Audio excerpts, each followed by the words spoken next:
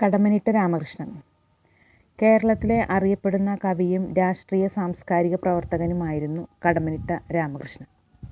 കേരളത്തിലെ നാടോടി സംസ്കാരത്തെയും പടയണി പോലെയുള്ള നാടൻ കലാരൂപങ്ങളെയും സന്നിവേശിപ്പിച്ച രചനാശൈലി സ്വീകരിച്ചാണ് രാമകൃഷ്ണൻ സാഹിത്യലോകത്ത് ശ്രദ്ധേയനായത്. നാടോടി കലാരൂപങ്ങളുടെ താളം കവിതയിൽ കൊണ്ടുവന്ന അദ്ദേഹം ആധുനിക രചനാശൈലിയുടെ വക്താവായി. 1960കളിൽ കേരളത്തിൽ ശക്തമായിരുന്ന നക്സലേറ്റ് പ്രസ്ഥാനത്തിൻ്റെ സ്വാധീനം രാമകൃഷ്ണൻ്റെ രചനകളിൽ നിഴലിക്കുന്നുണ്ട്.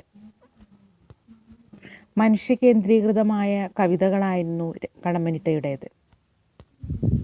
മലയാള കവിതാസ്വാദകരെ നടുക്കിയുണർത്തിയ കവിതകളാണ് കടമ്മനിട്ടയുടെ കവിതകൾ.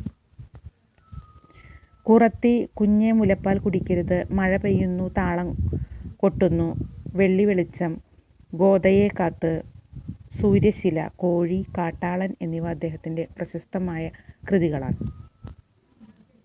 കേരള സാഹിത്യ അക്കാദമി പുരസ്കാരവും അബുദാബി മലയാളി സമാജം പുരസ്കാരവും ന്യൂയോർക്കിലെ മലയാളം ഇൻ്റർനാഷണൽ ഫൗണ്ടേഷൻ പുരസ്കാരവും മസ്കറ്റ് കേരള സാംസ്കാരിക കേന്ദ്രം ഏർപ്പെടുത്തിയ പുരസ്കാരവും അദ്ദേഹത്തിന് ലഭിക്കുകയുണ്ടായി. 2008 കടമ്മനിട്ട അന്തരിച്ചു. ദ്രാവിഡ സ്വഭാവം പുലർത്തുന്ന കവിതകളാണ് കടമ്മനിട്ടയുടെ കവിതകൾ. ദ്രാവിഡ സ്വഭാവം പുലർത്തുന്ന ദ്രാവിഡ സംസ്കാരവുമായിട്ട് എഴുതിച്ചേർന്നു. നമ്മുടെ നാടൻ പാട്ടുകളും ക്ലാസിക്കൽ സംഗീതവും തമ്മിലുള്ള വ്യത്യാസം പോലെ തന്നെയാണ് പിന്നെ കവിതകൾ, ദ്രാവിഡ ചായയുള്ള കവിതകൾ. കാരണം ആര്യ സംസ്കാരവുമായി ബന്ധപ്പെട്ട് കിടക്കുന്നതാണ് ക്ലാസിക്കൽ സംഗീതം. ഉന്നതന്റെ അഭ്യാസത്തിൽ കൂടെ മാത്രം ലഭിക്കുന്നത് ഉള്ള രീതിയിലാണ് ക്ലാസിക്കൽ സംഗീതം. നേരെ മറിച്ച് നാടൻ പാട്ടാണെങ്കിലും ആർക്ക് വേണമെങ്കിലും പാടാം. സാധാരണക്കാരന്റെ ജീവിതവുമായി ബന്ധപ്പെട്ട് അതിൽ തിരിഞ്ഞിട്ടുള്ളതാണ് നാടൻ പാട്ട്. അപ്പൊ ആ രീതിയിലുള്ള കവിതയാണ് കടമ്മനിട്ട രാമകൃഷ്ണന്റെ കോഴി. കോഴി എന്ന് പറയുമ്പോൾ തന്നെ ഉന്നത കുലജാതരെ സംബന്ധിച്ചിടത്തോളം, അല്ലെങ്കിൽ പിന്നെ ഉയർന്ന ജാതിക്കാരെ സംബന്ധിച്ചിടത്തോളം, ശ്രേഷ്ഠരായവരെ സംബന്ധിച്ചിടത്തോളം എന്തില്ല, കോഴി എന്ന് പറയുന്ന ജീവിക്ക് പ്രത്യേകിച്ച് അവിടെ ഈ കോഴി മുട്ടയിട്ട് വിരിഞ്ഞ് കുട്ടികളെ വളർത്തുന്ന കുടുംബിനിയായിട്ടുള്ള കോഴി, അത് താഴേക്കടയുള്ളവന്റെ വീട്ടിൽ മാത്രമേ ഉള്ളൂ. അതുകൊണ്ടാണ് ആ കോഴി എന്നുള്ള പേര് തന്നെ കൊടുത്തിട്ടുള്ളത്. അപ്പൊ ഒരുപാട് ബിംബങ്ങളെ അവതരിപ്പിക്കുന്ന കവിതയാണ് കോഴി. പറയുന്നത് ഒരു തള്ളക്കോഴി അതിന്റെ കുട്ടികളെ വളർത്തുന്നു. അപ്പൊ തന്റെ ജീവിതം എങ്ങനെയായിരുന്നു, അതിൽ കൂടെ എങ്ങനെയാണ് ഇനി ഭാവി തലമുറയുടെ ജീവിതം എന്ന് കുട്ടിക്ക് ഇങ്ങനെ പറഞ്ഞു കൊടുക്കുകയാണ് കോഴി. പക്ഷെ അതിൽ കൂടെ പറയുന്നത് ഇവിടുത്തെ ജീവിതങ്ങളെ കുറിച്ച്, അല്ലെങ്കിൽ മനുഷ്യരുടെ ജീവിതത്തെ കുറിച്ച്, അതിൻ്റെ ഒപ്പം ഇവിടെ വരുന്ന സാമ്രാജ്യ ശക്തികളെ കുറിച്ച്, നാളത്തെ പ്രഭാതം അല്ലെങ്കിൽ നാളത്തെ ജീവിതം എങ്ങനെയാണ് തുടങ്ങിയിട്ടുള്ള കാര്യങ്ങളെ കുറിച്ചുള്ള സൂചനകൾ ബിംബങ്ങളിൽ കൂടെ തരികയാണ് കവി ചെയ്യുന്നത്. അപ്പം അതുകൊണ്ട് കടമ്മനിട്ടയുടെ കോഴി വളരെ പ്രസിദ്ധമായിട്ടുള്ള ഒരുപാട് നിരൂപണങ്ങൾക്കൊക്കെ ഇടയാക്കിയിട്ടുള്ള ഒരു കവിതയും കൂടി ആണ്. കോഴി, കടമ്മനിട്ട രാമകൃഷ്ണൻ. തള്ളക്കോഴി പറഞ്ഞു തുടങ്ങി കൊക്കോ കൊക്കോ,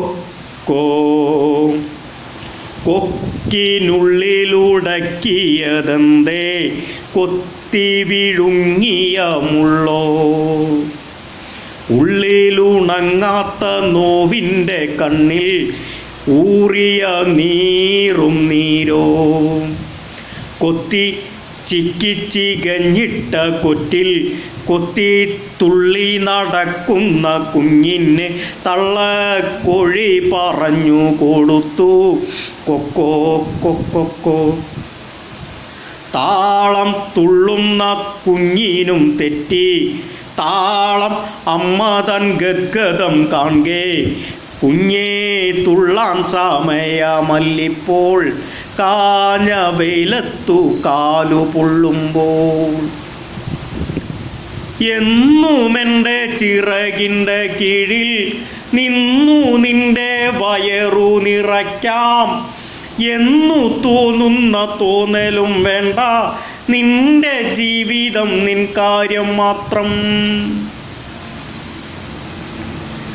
നേരമായി നിനക്കു ജീവിക്കാൻ നേരമിന്നു തിരക്കു കൂട്ടുന്നു.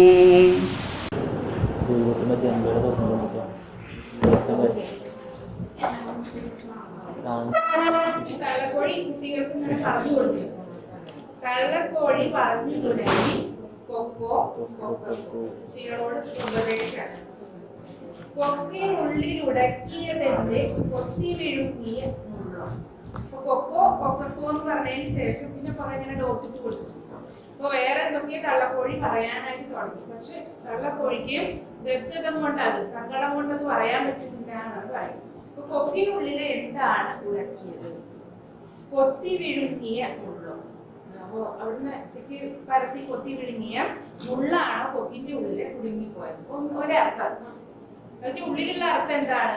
കൊത്തി വിഴുങ്ങിയ മുള്ളോ എന്ന് പറയുമ്പോൾ എന്താണ്? തള്ളക്കോഴി അതിന്റെ ജീവിതത്തിൽ അനുഭവിച്ച കഷ്ടപ്പാടുകൾ കൊണ്ടാണോ, അതൊക്കെ അയവിറക്കിയത് കൊണ്ടാണോ തള്ളക്കോഴിക്ക് ബാക്കി പറയാനായിട്ട് പറ്റാതെ?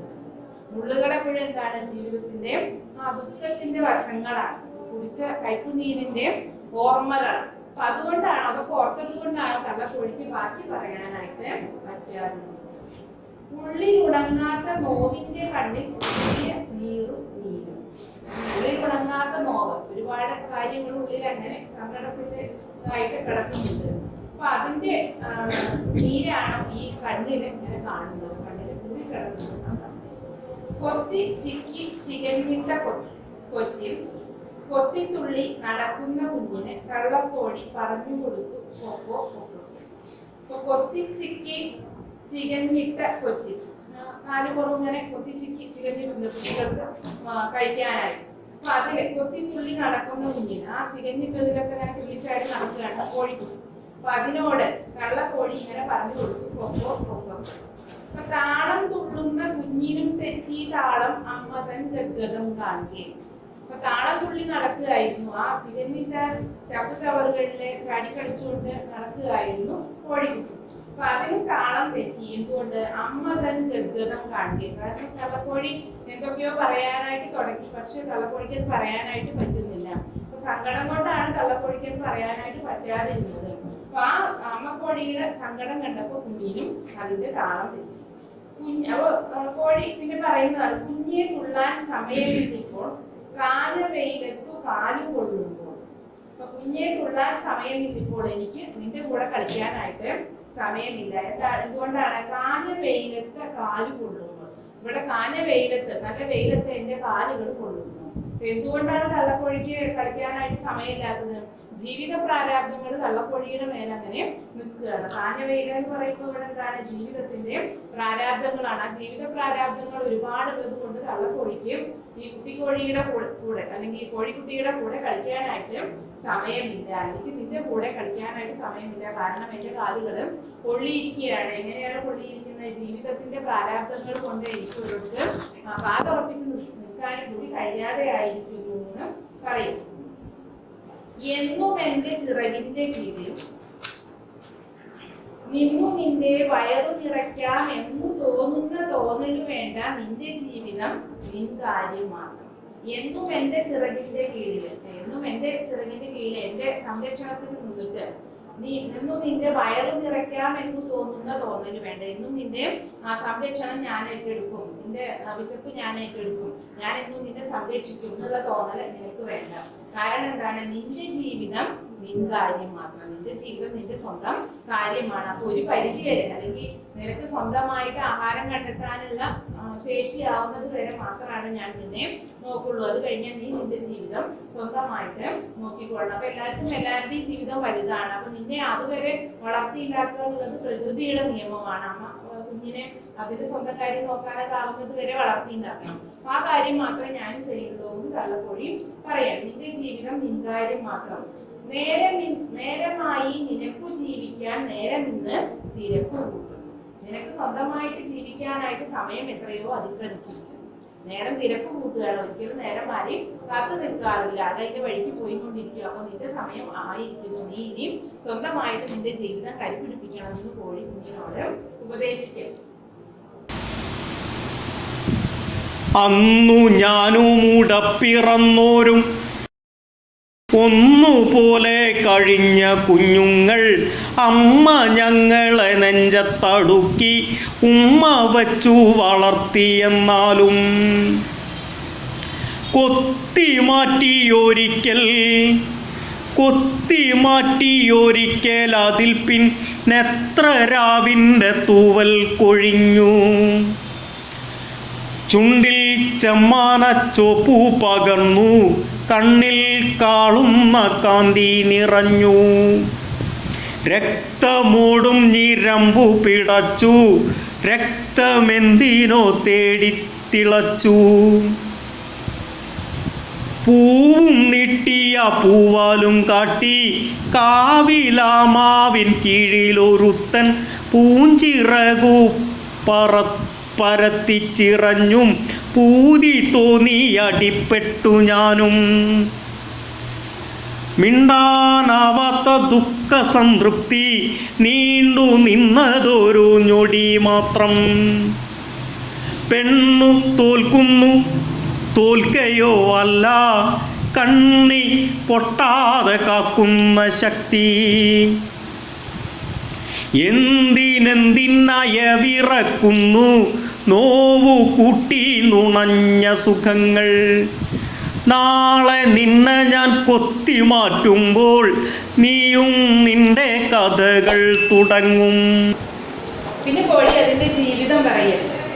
അന്നു ഞാനോ ഉടപ്പിറന്നോരും ഒന്നുപോലെ കഴിഞ്ഞ കുഞ്ഞുങ്ങൾ, അമ്മ ഞങ്ങളെ നെഞ്ചത്തടുക്കി ഉമ്മ വെച്ചു വളർത്തിയെന്നാലും കൊത്തി മാറ്റി ഒരിക്കൽ അതിൽ പിന്നെ എത്ര രാവിന്റെ തൂവൽ കൊഴിഞ്ഞു. അപ്പൊ ഞാനും പണ്ട് ഇങ്ങനെയായിരുന്നു. തള്ളക്കോഴി അതിന്റെ ജീവിതം പറയും. അന്നു ഞാനും കൂടെ പിറന്നവരും ഞാനും എൻ്റെ കൂടെ പിറന്നവരും ഒന്നുപോലെ കഴിഞ്ഞ കുഞ്ഞുങ്ങൾ, ഞങ്ങളെല്ലാവരും ഒരേപോലെ ജീവിച്ച ആ സമയത്ത് അമ്മ ഞങ്ങളെ നെഞ്ചത്തടുക്കി ഉമ്മ വെച്ചു വളർത്തിയെന്നാണ്. അപ്പൊ ഇതേപോലെ എൻ്റെ അമ്മയും എന്നെ നെഞ്ചത്തടുക്കി ഉമ്മ വെച്ചിട്ട് തന്നെയാണ് വളർത്തിയത്. എന്നിട്ടോ കൊത്തി മാറ്റി ഒരിക്കൽ അതിൽ പിന്നെ എത്ര രാവിന്റെ തൂവൽ കൊഴിഞ്ഞു. കൊത്തി മാറ്റി ഒരിക്കൽ. അപ്പോൾ എനിക്കും ഞാൻ സ്വന്തമായിട്ട് ജീവിക്കാനുള്ള ആ ഒരു സമയം വന്നപ്പോൾ അമ്മ എന്നെ കൊത്തി മാറ്റി. അതിൽ പിന്നെ എത്ര രാവിന്റെ തൂവലുകൾ കൊഴിഞ്ഞുപോയി. എത്ര രാവിന്റെ തൂവലുകൾ കൊഴിഞ്ഞുപോയി എന്ന് പറഞ്ഞാൽ എന്താണ്? എത്രയോ കാലം കഴിഞ്ഞു പോയിരിക്കുന്നു. ഇപ്പൊ ഞാൻ എൻ്റെ ജീവിതം സ്വന്തമായിട്ട് കരുപിടിപ്പിച്ചുകൊണ്ടിരിക്കുകയാണ്. ചുണ്ടിൽ ചെമ്മാന ചോപ്പൂ പകർന്നു, കണ്ണിൽ കാണുന്ന കാന്തി നിറഞ്ഞു, രക്തമോടും ഞരമ്പൂ പിടഞ്ഞു, രക്തമെന്തിനോ തേടിത്തിളച്ചു. അപ്പൊ അമ്മ അങ്ങനെ കൊത്തിമാറ്റി എത്രയോ രാവുകൾ കഴിഞ്ഞു. ഞാൻ എൻ്റെ ജീവിതം, എൻ്റെ വളർച്ച അതങ്ങനെ നടന്നുകൊണ്ടേയിരുന്നു. വളർന്ന് എന്തായി? ചുണ്ടിൽ ചെമ്മാനച്ചോപ്പു പകർന്നു, കണ്ണിൽ കാണുന്ന കാന്തി നിറഞ്ഞു. ചുണ്ടിൽ ചെമ്മാനച്ചോപ്പു പകർന്നു, കണ്ണില് കാണുന്ന കാന്തി നിറഞ്ഞു എന്ന് പറഞ്ഞാൽ എന്താണ്? ഞാനൊരു യുവതിയായി മാറി. എന്നിട്ടോ രക്തമോടും ഞരമ്പു പിടഞ്ഞു, രക്തമെന്തിനോ തേടിത്തിളച്ചു. എൻ്റെ രക്തമോടും ഞരമ്പ് പിടഞ്ഞു, രക്തം എന്തിനോ വേണ്ടിയിട്ട് തേടിത്തിളച്ചു എന്നൊക്കെ പറഞ്ഞാൽ എന്താണ്? ഞാൻ യൗവനയുക്തയായിട്ടുള്ള യുവതിയായി മാറി. അപ്പൊ എല്ലാവരിലും ഉണ്ടാവുന്ന വികാരങ്ങളൊക്കെ എന്നിലും ഉണ്ടായി. പൂവും നീട്ടിയ പൂവാലും കാട്ടി കാവിലാമാവിൻ കീഴിയിലൊരുത്തൻ പൂഞ്ചിറകു പരത്തിച്ചിറഞ്ഞു, പൂതി തോന്നി അടിപ്പെട്ടു ഞാൻ. അപ്പൊ അങ്ങനെ പൂവും നീട്ടി പൂവാലും കാട്ടി കാവിലെ മാവിന്റെ കീഴിൽ ഒരുത്തൻ പൂഞ്ചിറക് പരത്തിച്ചിറങ്ങിയപ്പോൾ, ഒരുത്തനെ സുന്ദരനായിട്ടുള്ള ഒരുത്തൻ എന്നെ ആകർഷിക്കാനായിട്ട് മാവില് വന്നിരുന്നപ്പോൾ ഞാനും അവന്റെ കൂടെ കൂടി. പൂഞ്ചിറകു പരത്തിച്ചിറഞ്ഞു, പൂതി തോന്നി അടിപ്പെട്ടു ഞാനും അവന് കീഴ്പ്പെട്ടു പോയി. മിണ്ടാനാവാത്ത ദുഃഖസംതൃപ്തി നീണ്ടുനിന്ന് ഒരു ഞെടി മാത്രം. അങ്ങനെ മിണ്ടാനാവാത്ത എൻ്റെ ആ ദുഃഖസംതൃപ്തി, എൻ്റെ പ്രായത്തിൻ്റെതായിട്ടുള്ള ആ ഒരു രീതി കൊണ്ട്, എൻ്റെ പ്രായത്തിൻ്റെതായിട്ടുള്ള വികാരത്തിന്റെ തിളപ്പ് കൊണ്ട് ഞാൻ അവന് അടിപ്പെട്ടു പോയി. പെണ്ണു തോൽക്കുന്നു തോൽക്കയോ അല്ല, കണ്ണി പൊട്ടാതെ കാക്കുന്ന ശക്തി. അപ്പൊ അവിടെ പെണ്ണു തോൽക്കുന്നു, എന്ന തോന്നൽ, അതാണ് സമൂഹത്തിനുള്ളത്. പക്ഷെ പെണ്ണു തോൽക്കുകയല്ല എന്ന് കോഴി പറയും. പിന്നെ എന്താണ്? അല്ല, കണ്ണി പൊട്ടാതെ കാക്കുന്ന ശക്തി, അതൊരു പ്രകൃതി നിയമമാണ്. കണ്ണി പൊട്ടാതെ, പ്രകൃതിയിലെ ജീവജാലങ്ങളുടെ കണ്ണി പൊട്ടാതെ സൂക്ഷിക്കുന്നത് പെണ്ണിന്റെ ഈ തോൽവിയാണ്. അപ്പൊ അത് പ്രകൃതി നിയമമാണ്. അവിടെ പെണ്ണു തോൽക്കുകയല്ല എന്ന് കോഴി